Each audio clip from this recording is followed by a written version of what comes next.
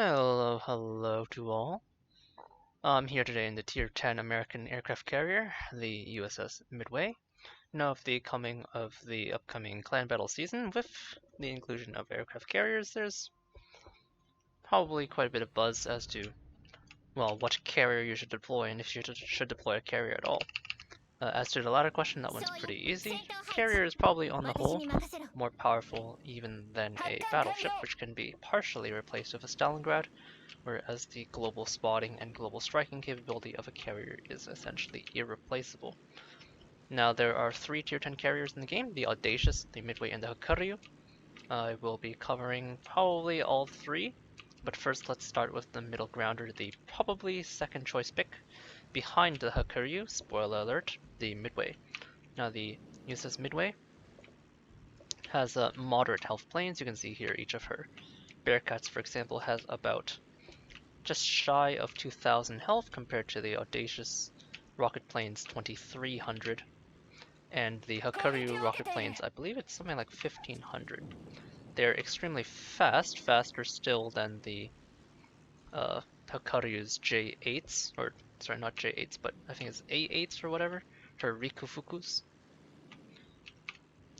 But they are less tanky than the Audacious's Westland Wyverns. Now I'm using the Bearcat with the Tiny Tim setup. This is the, generally speaking, more widely used setup as I slam that Rugmo with the Tiny Tims. It has a 3x3 setup, each plane carrying 3 Tiny Tims. So you launch up to 9 rockets in a barrage.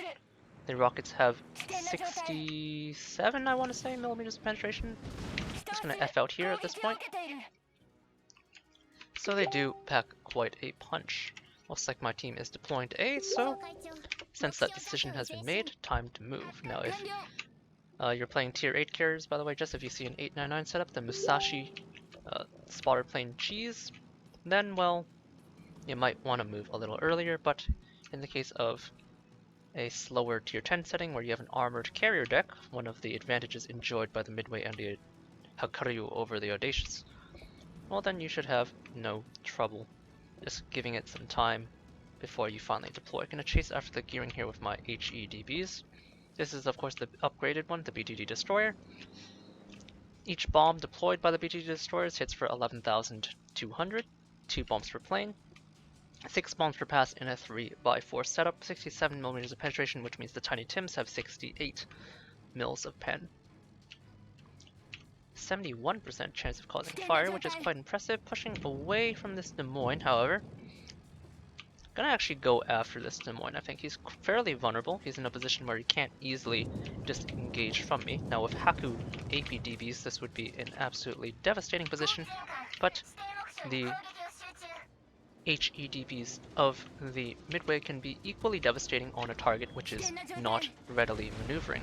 You can see me putting 4 HE bombs onto him quite easily. The bombers, or his allies behind him, however, making things quite difficult for me. Gonna pop engine cooling in order to accelerate my drop. Now the HEDBs do have a much faster aiming reticle than their APDB counterparts on the Hakuryu, which means I can do things like that. Another 4 bomb strike, and he's quickly dying on the corner. Gearing out on the border, looks like the enemy carrier combined with the enemy team has somewhat dispatched my destroyer out here, which is a bit tragic for me. Now that enemy Des Moines on that corner has disengaged himself, so back to the Bearcats I was using at the beginning. 68 millimeters of penetration, 35% chance of fire, and 5,400 rocket alpha. You'll excuse me while I clear my throat, muting the mic temporarily. Anyhow, the Tiny Tims are a little bit finicky. All tier 10 rockets are finicky, honestly, but they do require a fairly steady hand. The reticle is circular in nature from shape, but in actuality, as I pass over my Yueyang, who's being swatted by Midway torpedo bombers, they do end up being a rather vertical reticle. So if I glide out to the side here, here's that Des Moines, so I want to line up basically along his bow. Slightly angled is fine, but make sure your approach is straight. And just drag the reticle onto him to get the right dispersion. 3 rockets there. Set of fire, however. So I have 2 choices. I can go for the Harugumo or I can go for the Des Moines. In this case, I'm going to go for the Des Moines because I set a fire. Normally, Destroyer would be the ideal target, but I'm going to actually leave him in this case and try for a follow-up fire onto the DM, which has quite clearly damage controlled. Again, have to maintain some verticality. Only have 6 rockets to launch, but I do skim that fire, which should dispatch him in short order. I know that Harugumo's headed for my cap. The DM has a permanent fire. Congo Pride on my team inting for some reason. Not something I'm very pleased about. But I know that Harugumo's can be fairly vulnerable.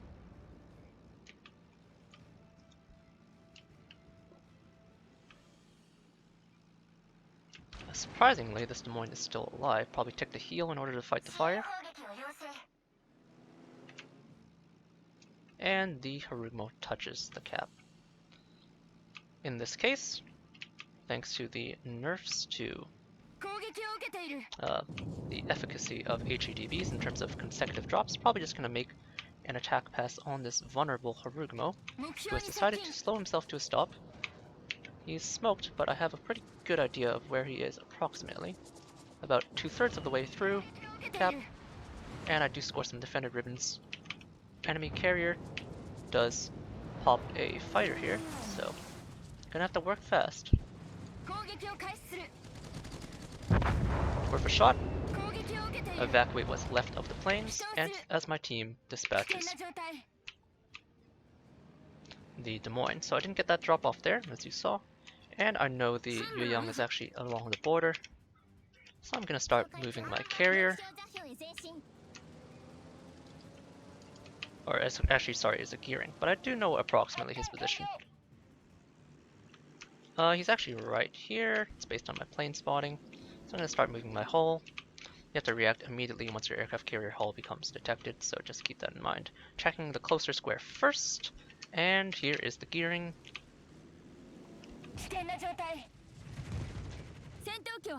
Turns on his AA to get a quick burst. This is going to be a pretty lazy strike, but my aim here is to spray the smoke area. Didn't quite get that there, but I now know where he is, approximately inside the smoke screen. So my Worcester can hopefully handle him. Moving away because of the gearing's 16-kilometer torpedoes. My spotting range is 13.8, so quite clearly I'm still inside range, so he might have launched. Torpedo bombers. We'll see if he reversed. More than likely he did reverse a little bit, so I'm gonna put some effective drag. Not gonna refresh the fighter yet. Still have 7 seconds on it. He's a bit close to the border. Kind of just probing the smoke. And he's out.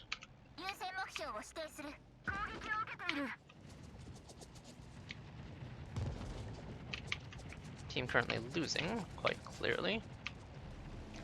Cuter Congo Pride inting my game. You can see the gearing AA is fairly insubstantial. My Whisker for some reason is not firing. An act which I find to be very odd. I'm gonna just screen him out with the Midway torpedo bombers here, launching quite early, which creates large gaps. But my aim here is just to harass with spotting power. At this point, if he dives back into the smoke, well, he's going to get radared by the Worcester, so hopefully he will get dispatched in short order. There's a 19 HP Harugumo, but he should die. That's my assumption. Full HEDB squadron. I'm gonna turn myself around. Now the enemy team does have control of the caps, but is fairly far from them. My Worcester should be able to dispatch that. I think I'm actually going to push my carrier in toward the base. My hull right now is defending my Thunderer somewhat. Alright, never mind. They have 2 battleships there. I was kidding about pushing in. Now I have an armored deck, however, so as long as I don't stay spotted for too long, I should be just fine. Booster still has yet to dispatch the gearing. Finally that happens. I'm going to start with the Thunderer first, because he's a bit easier to dot down. Thunderer does have defensive fire, although he's declining to currently use it. Just going to go for a fire, I think. Especially because of the fighter. I'm going to turn around completely. Now we did see the enemy carrier dropped that Thunderer a fighter, so we're not going to make a full drop here. Just going to sacrifice as few aircraft as possible because of the nature of Warrior's Path. There's an island in front, so I should actually be able to get away with 3 planes for the drop. The Thunderer was beached.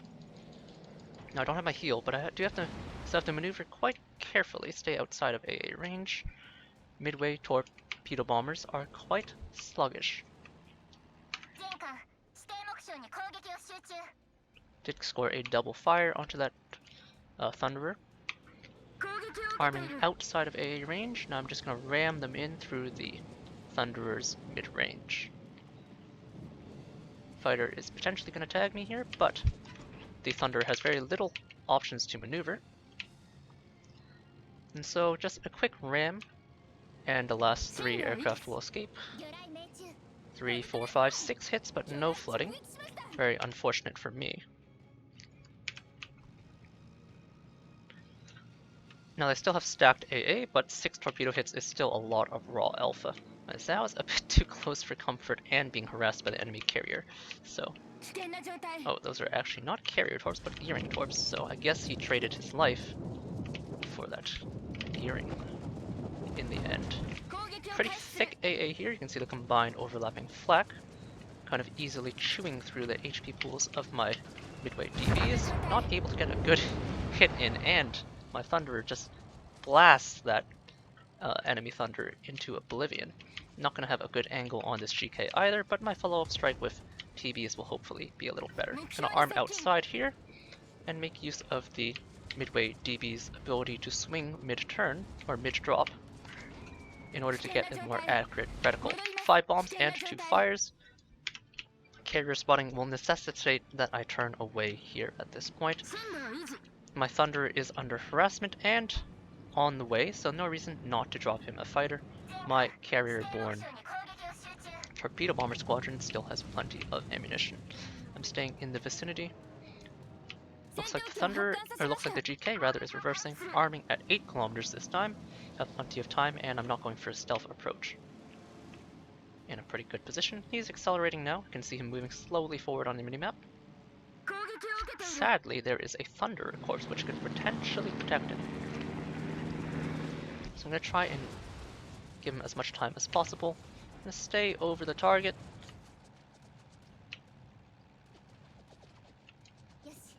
One, two, three, four, five, 6. You can see GKA is pretty mediocre, and he's been under fire from a Thunderer, which tends to strip almost all AA.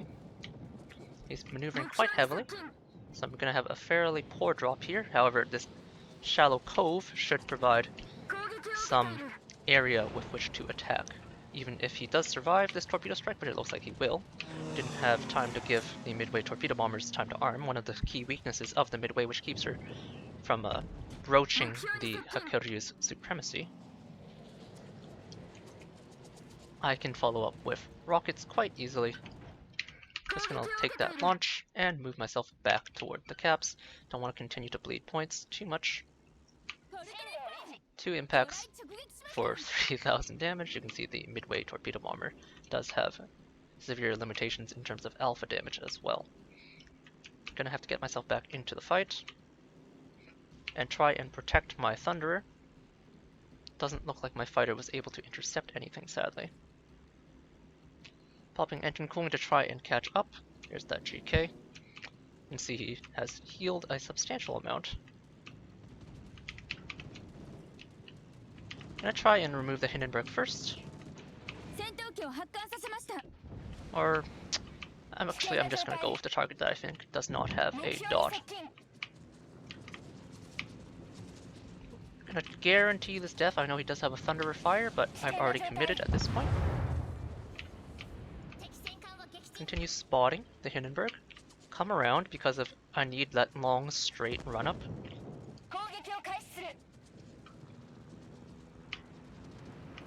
And this should be a fairly easy kill at this point. And because of the vicinity of the enemy ships, oh my, there's many meals to be had here. See if I can get my one plane through. Even if I can't, it's good information to know. I know there's a basically dead Des Moines over there, so I'm gonna try and murder that.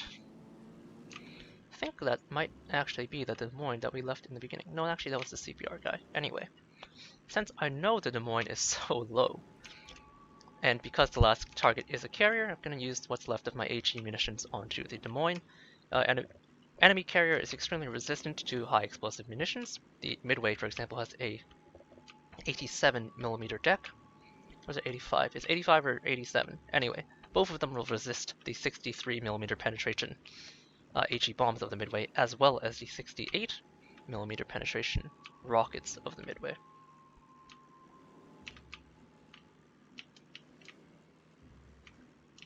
So, these munitions are essentially worthless to me. Now with a 105 HP Des Moines, I should be fairly easily able to dispatch, unless I'm very unlucky, like so. Don't care about those. I see the Midway. Now, carrier on carrier combat, fairly standard. Pre-drop, because you're never going to get through that self-defense fighter. And then in the case of this Midway, who's beside a mountain, which will protect me from Midway AA for a large amount of time. Moving my hull in toward B finally, by the way, because I've eliminated most of the threats and I want to be a mobile AA platform. Because of the proximity of the enemy Midway to that mountain, however, I will be able to pre-drop twice and spend only the exact 3 planes I need by using natural cover. I know where he is, so just arm the drop early. Midway TBs need a extraordinarily large amount of time in order to get that tight reticle that they can actually have if you give it to them. Dropping a bit early, but I think we're fine. He's moving fairly slowly. Relaunch. And let's see if the torps are on target. Midway torpedoes fairly slow. 1, 2, 3, and a kill. And a nice clean Midway game.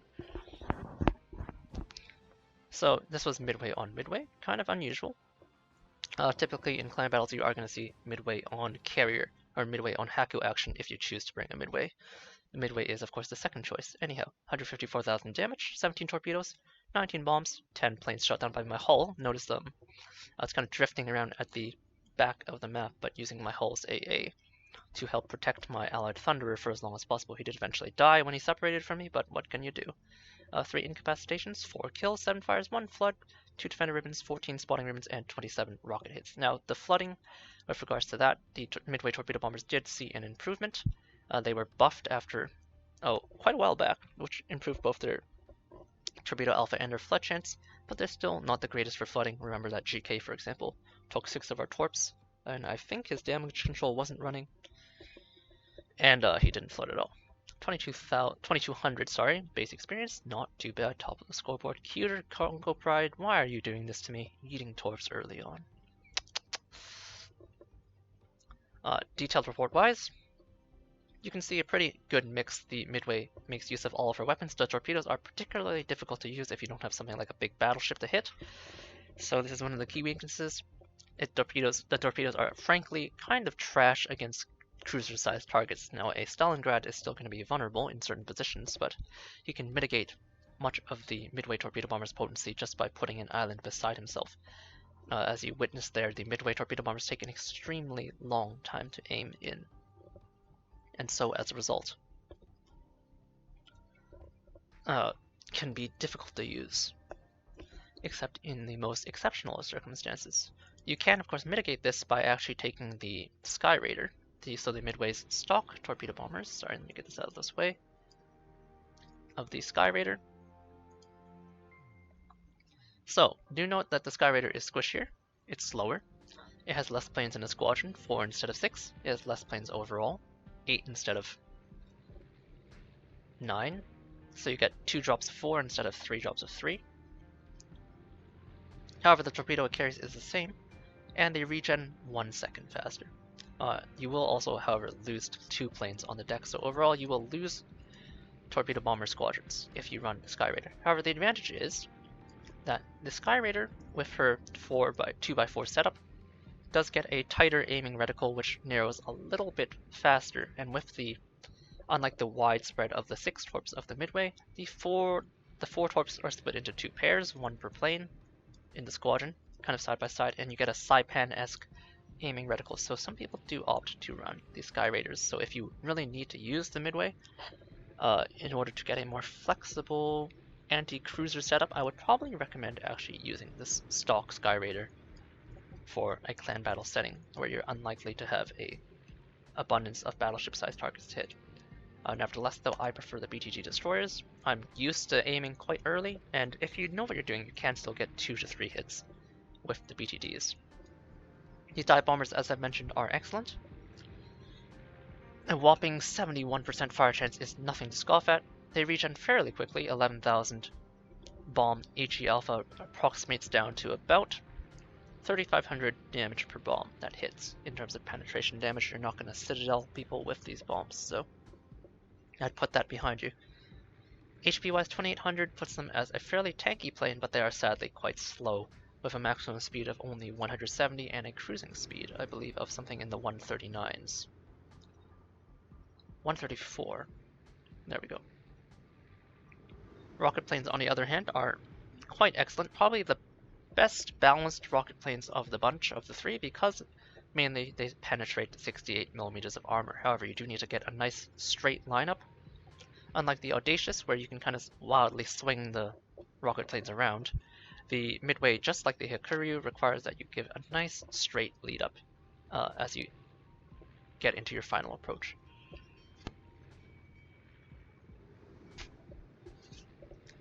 Now, module-wise, this is my Midway setup.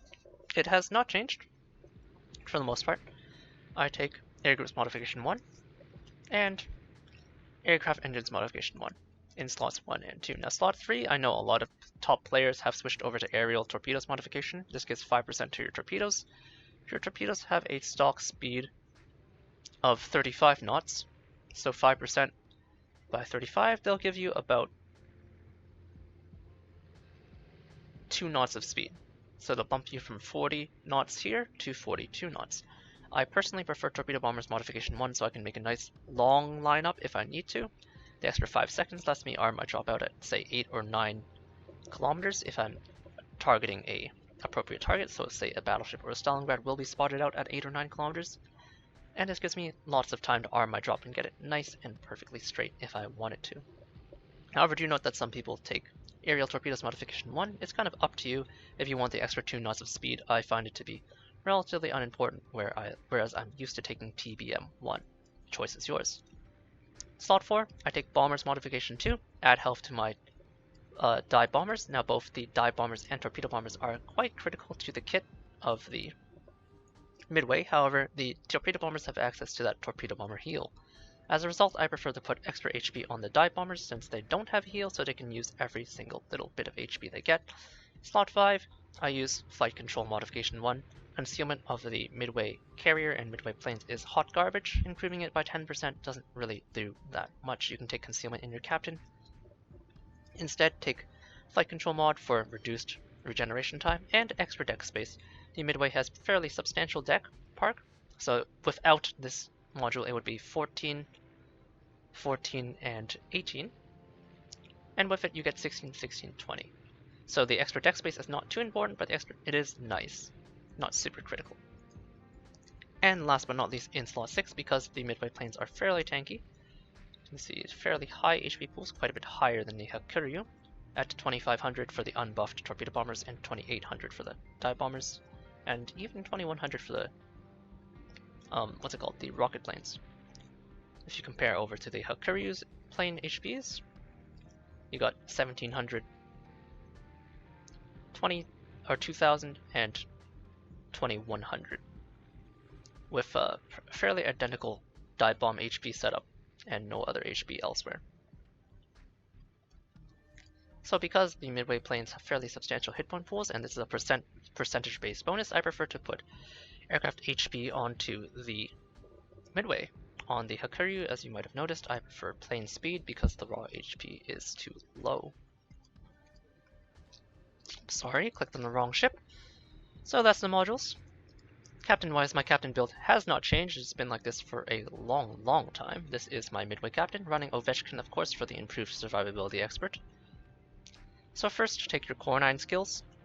So you get Air Supremacy for reduced servicing time, Torpedo Acceleration to bring your torpedoes from 35 knots to 40 knots, very important for hitting any targets that are slightly faster than a battleship. Aircraft Armor and Survivability Expert, which in this case gives 30 HP per plane per ship tier, so 300 extra hit points onto each plane, which is then amplified by your percentage-based HP upgrades. So Ovechkin makes those HP upgrades even more good to take. Followed up with plane speed. Your planes are fairly slow outside of your Bearcats, but plane speed is almost always worth it. Last gasp, Demolition Expert. So take these 15 skills first, and last but not least, round out with Concealment Expert. Now last gasp is semi-optional. You don't always get the most use out of it in the Midway, so you can opt to take Concealment Expert at 18 rather than 19, but I would recommend really taking at least the core 11 points, and then between Concealment Expert, Demolition Expert, and Last Gasp, you can prioritize as you need. So there you have it. This was the Midway. Tier 10 American carrier, the second best carrier choice for a competitive. So unlike the Audacious, she has reliable HE dive bombers, which essentially drop bombs where you aim them. Very good rockets, probably the best of the bunch, due to that 68mm of penetration. And torpedoes which are limited in use, but when you can get all 6 torpedoes to hit like on that Midway earlier, they are of course extremely potent. Still very limited though because of the size of the spread on the torpedoes. If you remember when the GK beached on the corner and I did not have time to line up my drops well, I was simply unable to effectively hit him, whereas a Hakuryu, the top tier pick, would have no trouble dishing out torpedo damage there to that beached GK.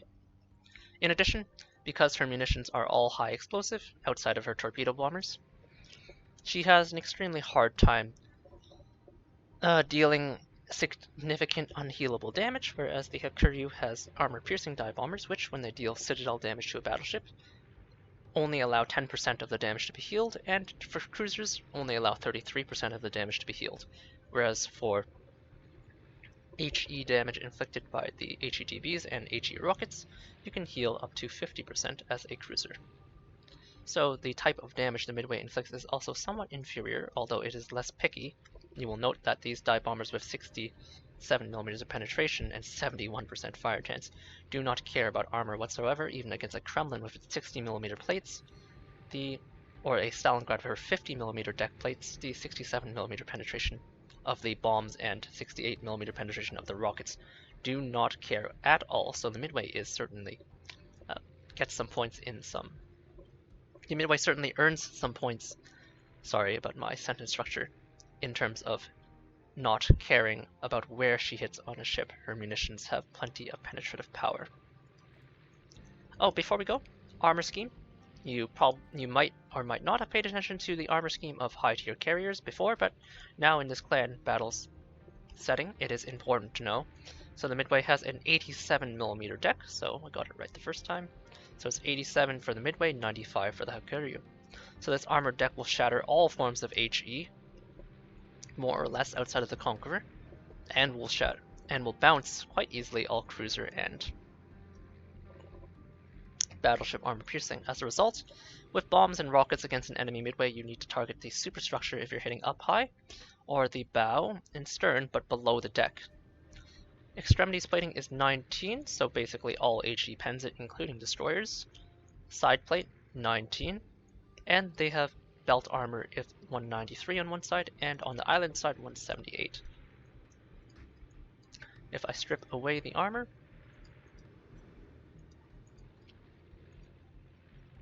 do note that the citadel is raised above the water and occupies a space around the island. So just center your shots on the Midway's island and you should do just fine. Try to hit on the side of the island because again, that armor plate on the side, if I can get it to show up, I guess it's this layer. Okay, armor viewer is confused. Or maybe it's just not hidden at all. Anyway, if you recall, this 178mm strip is thinner than the 193 on the other side, so try to hit from there. But yeah, because carrier armor deck resists both your rockets and bombs, as you saw at the end of that replay, you have to go after enemy carriers with torpedo bombers. On the other hand, for the Hakuryu, she has armor-piercing dive bombers. Armor-piercing dive bombers that can easily punch through even the 95mm armored deck of the enemy Hakuryu. And so she scores more points there compared to the Midway. So, as a Midway player, against an enemy carrier, remember you gotta use your torpedo bombers. So, if you happen to be low on torpedo bombers and you have to use dive bombs or rockets, your dive bombs, which will be coming in from above, should be aimed here at this superstructure area. That's the only part you can hit, so you're gonna have to pray to your gods, I guess, that you can land some of your bombs here in this island structure. If you're going with rockets, approach from a shallower angle, you can either aim for this very raised section here, which gives you a nice set of broadside, so you can hit both superstructure and side, or if you're approaching from a more oblique angle, just try to get as many rockets into the side as possible if you're coming forward or back. Remember to aim right for the bow and right for the stern, so once the center of the reticle is kind of right here on the edge of the armored deck, that's when you want to launch because that's the center of the reticle. So that's where most of your rockets will spray, so you can spray right into the nose or side. Anyhow, pretty in-depth overview of the Midway. I hope this was helpful for the upcoming clan battle season. Thought it might be good to get a fresher out there and a more detailed guide in some of my more recent jump in gameplay. So I hope you enjoyed the catch-up, and I will catch you all later. Cheers!